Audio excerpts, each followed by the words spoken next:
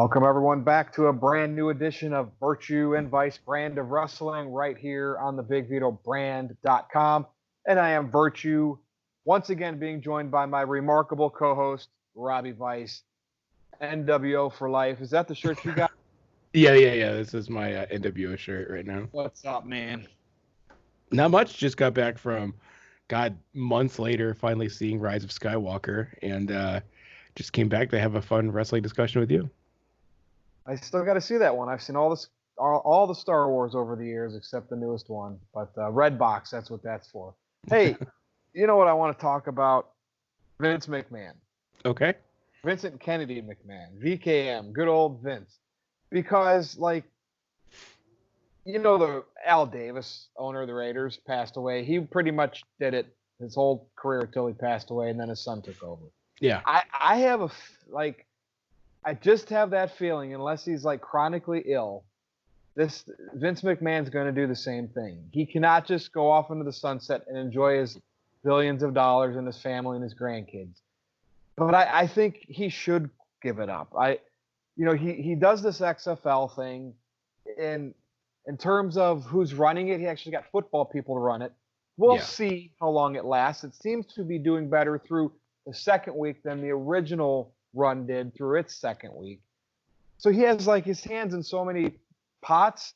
I know he's a diehard wrestling promoter. I mean, he's the one that really brought sports entertainment and put professional wrestling all over the world, right? With national television and shows. And we know he's got a big ego. But I think he needs to retire. So today, on this episode, even though he probably won't, I want to play the game. If Vince McMahon retires, what does WWE do? They have Raw, SmackDown, NXT. So I have a feeling I think I know where you're going to go with this. He has a family. He has a son-in-law. The way wrestling has evolved almost from sports entertainment back to professional wrestling. If Vince was done today, retired in Fiji, wherever, what does WWE do? They hire outside the company? Does the family run it? Who do you think? So I can look at it from two different perspectives. I honestly think that when Vince dies, they're going to sell. I think they'll sell the company to Disney or one of these other mega corporations, one of the four that own everything in the world anyway. If that happens, what does that company do with it? They have John Cena appear in Guardians of the Galaxy. I don't know. It's tough to say. I think it'll go. I think when Vince is done, it's going to be a better product. Vince McMahon has done every. Let me and this is going to ask a follow-up question, but I feel that Vince McMahon has done everything humanly possible for wrestling. I do not think there's anything else he can accomplish, no matter how hard he works. No matter what he does, I don't think there's anything else he can accomplish. Someone else with a fresh view, someone else with a fresh set of eyes, someone else needs to take over. And I think they can. I think Triple H, even Stephanie to that extent, if he wants to go the family route, I think the product will be better. I just don't see what else Vince does. I mean, am I wrong? Is Vince really the glue holding everything together? I mean, I don't know what happens in a VKM removed WWE. So as bad as his creative, I guess, has been for Raw and SmackDown and the ratings where they're at from where they used to be, and you see what Triple H does in NXT, now that it has a USA platform, it's been on USA for several months, and we see what ratings it gets. Sure. How is Vince McMahon's bad creative still getting $2 to $2.5 million for his two major shows? Right? Because people would just have a habit of watching. So I guess what I'm saying is, if Vince was gone, would Triple H have Heyman run it and Brother Love? What's his name? I'm having a mind blank because I don't like the guy. Brother Love. We'll just call him Brother Love. Yeah. So is that what would Triple H and Stephanie run the major shows? What you know what I mean? That's I think they would have. I think they would get people in the business. I think they would have retired wrestlers. Because here's the thing, Vince has all this right now. He just says no to everything, and it's like I think that's the biggest problem right now is they have too many cooks in the kitchen. But at the end of the day, there's only one chef that makes the call. So you just have a lot of excess things and ideas floating around that could potentially be good. But at the end of the day, I think he listens. I think he sits there and nods his head. And he's like, oh, you think we should do Undertaker Hell in a Cell? Well, we're going to do Shawn Michaels in this. And like this, some random off the wall thing that he just decided 10 minutes prior to the meeting that he's doing. So I don't know. I think the best thing to come of it would be like long-term storylines, continuity, different things like that. Those are the things I feel like Vince has really just dropped the ball on in recent years is long-term storytelling and remembering things that happen and actually making it relevant. He's also blowing his wad on TV way too much. And I know you and I have talked about that before too. I mean, every week now we have Roman Reigns versus Baron Corbin for 6 weeks, and then still every pay-per-view they fight each other. And I know we talked about doesn't before. Mean anything. Yeah, and it doesn't mean anything anymore. Bruce Pritchard. That's right. Yeah, there you go. So forgettable. So very I kind of think that I think Stephanie and Shane. I'm just interested in like. I think Stephanie and Shane would both step in and do it, right? I almost think Vince would have to pass away because or get chronically ill. That'd be the only way he'd step away from it. But like, say one day there was no Vince there, I think Stephanie and Shane would be 50-50. Now, does that mean Stephanie has more power because Triple H is involved too? I don't know, but I feel like Vince doesn't give it up because of one thing. And will this happen? It could. I think his life goal, because he's done everything, like you said, right? Mm-hmm. So he could step away now, and you could have Shane and Stephanie run the company. They could sell Disney, to Disney, but then Disney doesn't know about wrestling. So does the McMahon still stay in running it? I mean, who knows? But Vince has one thing he wants, and that's to get WrestleMania on network TV. And this deal with Fox intrigues me because they have to have something. If Fox wants to take on a show like SmackDown, and they knew they weren't going to get 3 to 4 million consistently, and now they're getting what, 2.5. There has to be something. There has to be something there for Fox, and I think one day the plan is to put WrestleMania on national television. I really have a Super Bowl moment kind of thing. Yes, where the most people in the history ever would watch WrestleMania because it's on a network that pretty much the whole world would see, versus having to have the network and subscribe to it. How pay-per-views used to be, there was always a paywall. Now, I mean, I know people have to pay for TV now, and those little, I don't even know how cable companies and all that work, but if it was on Fox, the most people in the history of wrestling would watch that event ever, right? If it was free on Fox. Yeah, for sure. And the commercial, I mean, I don't know how it would be in terms of like the Super Bowl, but it would be for the wrestling, it'd be the most viewed WrestleMania of all time, at least from TV sets. Would you agree? I mean, it'd have to be. I mean, because people are going to want to see what's going to go down. Yeah, for sure. Well, because there's people that have Fox that don't have the network and would never have bought a pay-per-view, but hell, what's this WrestleMania thing on Fox I keep hearing about? They're going to tune in. So I think that's Vince McMahon's goal and why he's not, until he passes away or gets sick, and he's as close now than he ever has been to getting that done because of this deal with Fox. Yeah, I mean, I look at it this way. I'm really apprehensive to drop $50 on the next AEW pay-per-view, but if it was on network television like Fox, I'd watch it in a heartbeat without even thinking about it. Or a streaming service for $10 a month because WWE. Yeah. Okay, we used to spend $30 for pay-per-views. Why? And WWE, $50 for WrestleMania. Yeah. WWE conditioned us to. We even accepted WCW and ECW made us pay for them. Why? Because WWF and Vince McMahon conditioned us to. He started it with back in the 80s. What was that called when you went to a theater or somewhere? Closed circuit. Yeah. So like you could, even before pay-per-view, you could go out to a place that was viewing it and pay a ticket to get in that place and watch it on the TV, like a movie theater and stuff like that. Vince McMahon has conditioned us to watch wrestling. Now we watch it based on an app. Now I've heard these rumors about Vince wanting to put pay-per-views to a streaming service, where you'd have to pay extra. I don't know how that exactly would go because we pay $9.99 a month for the WWE Network, and that includes all of their new stuff, right? Which is all the new pay-per-views. There's no way they can come back on that now. I just don't see it. They might try, and I think they'll lose a lot of but subscribers, they're like not in a position legitimately. like Netflix. See, Netflix experimented before and it hurt them, but they Yeah, had ridiculous subscribers, so they knew they could take the hit, and then they'd tweak it and then get everybody back anyway. WWE does not have that traction like Netflix. They yeah, can't dick sure. around with this.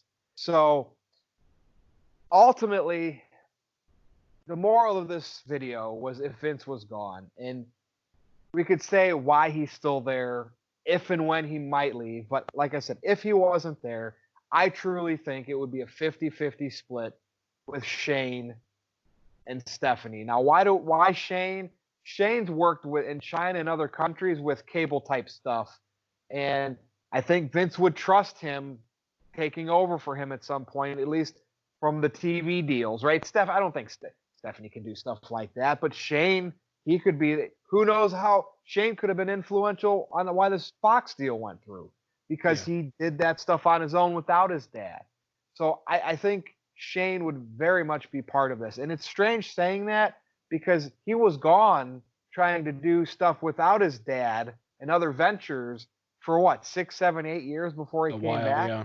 Yeah. Yeah, but right, he went. It's like he went off to college, or he went off to do. So that's why I think. But what about the Stephanie's product then? Do you think we would have a better WWE product if Vince is gone?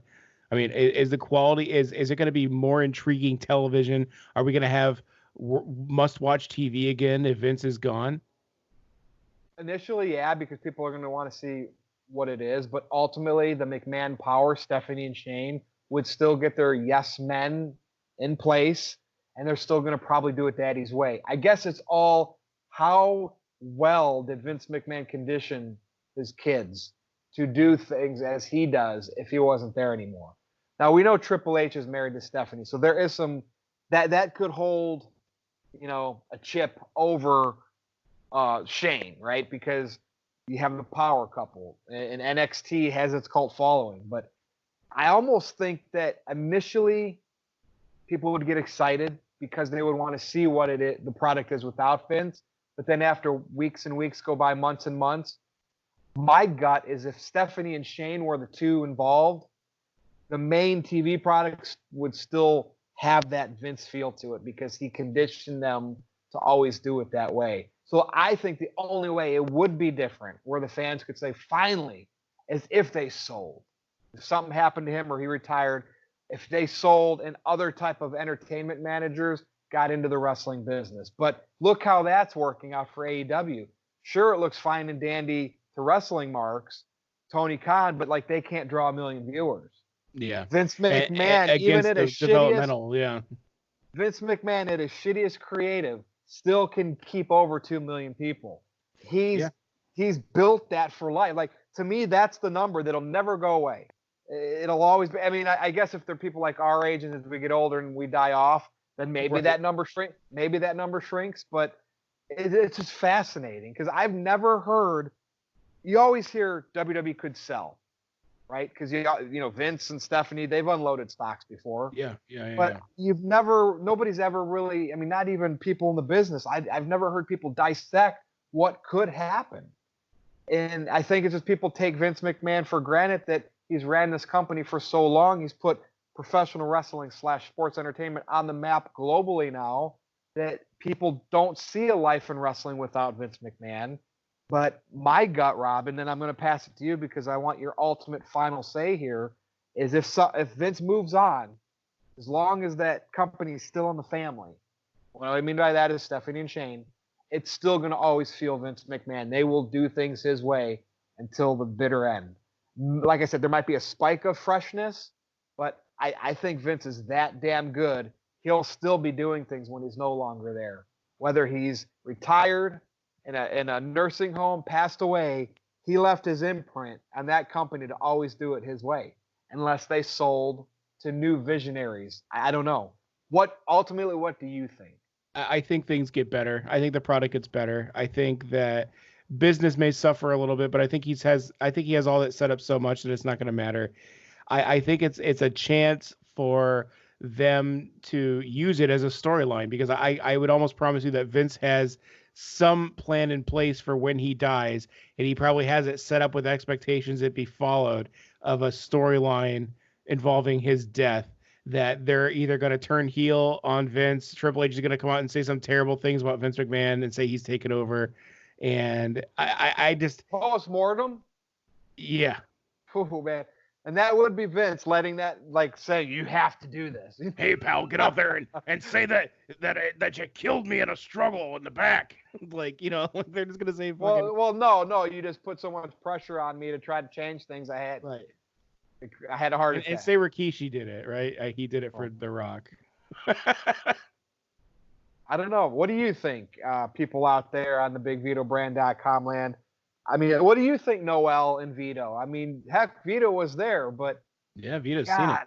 Like, I don't know. It's just, I just think that McMahon name holds a lot of water in terms of they would ultimately it'd have to be owned by a complete, like Disney would have to have full control. No McMahons, they all sell, they get out of the business. I just don't see that happening though. For me to think that it could be deemed better, I think we're always going to have this style of WWE where every now and again you're going to have your Baron Corbins, your Roman Reigns', your John Cena's. That's it. It goes all the way back to Hulkamania. I just think as long as the McMahon name is attached to WWE, to me, I don't have a problem with it because I get a kick. I know it's not the best stuff like it used to be, but I've taken a new approach where I get a kick out of people being disgruntled about it because I see how miserable it makes them. Like, if I just like something, people take it a little too seriously, man. Well, like, people I just don't watch it. Yeah. If I don't like it, I don't watch it. You know. Well, you know, I had a guy call me out the other day. He said he told me I'm not a real fan because I don't watch constantly New Japan and every other promotion under the sun. It's like, dude, I don't have that much time. I'm in my mid-30s. I got a big boy job. Like, I can't be watching 15 hours of wrestling a week. Like, I just can't do WWE and AEW alone has 15 hours of content on TV a week. Days. It's days of my life. Yeah, why do we have to watch Impact, Ring of Honor, New Japan? Like, right. Oh, wait, do we have to tune into AAA events too in Mexico? Yeah, it's nuts. But, I mean, Vince McMahon beat his competition. He bought him. And then he just said, hey, I'm going to do things my way. Nobody's threatening me. And AEW's been around now. And what does Vince do? People look at it like, oh, he put NXT on USA to try to beat AEW in ratings. I still don't think that's the case. No, AEW chose Wednesdays because they knew that they went on Mondays, they'd get destroyed. And so then WWE is like, well, let's just put NXT on you. Well, hey, USA, we got a deal? Now, WWE is making money from NXT. They weren't when it was on the network. Right. So they're getting money to have a show against Dynamite, to keep Dynamite from 1.4 million, which is still not even close to Raw and SmackDown. If Raw did 1.4, it would be such a shit show on Twitter the next day. It would be bad. People would just let alone 900,000. Now I know. Could you imagine that 900,000 is because it's against? I mean, together on Wednesday night, it's 1.6, 1.7. It's the same wrestling fan pool that watches every show. I mean, but Vince McMahon sits in his ivory towers, Titan Towers, in Stamford, Connecticut, and I heard they were eventually going to get a new corporate building. I think they did. I think they moved. Yeah, I think they sold Titan Towers. Yeah, that's crazy. And yeah. I mean, look, he failed at the XFL 20 years ago, and he did it again because he's Vince McMahon. Damn it! It's not. He didn't just do it again though. He learned and he did it again. It's a very different people setup. Controlling it. Yes, he's having football people controlling it. And he's just sitting there in the background, not really doing anything, and just collecting on it. And his goal for that is to also get better TV deals, right? Yeah. You have a consistent rating. People are showing up to the games. I mean, I know they're in smaller stadiums for the most part. He could end up making money in the long run from XFL. Could you imagine if this became a long-term secondary football league after the NFL every year that people were kind of interested in? I mean, arena football was around for a while. I know it came and went and came back, but I mean, I remember arena football in the 90s, right? And it just recently finally closed up.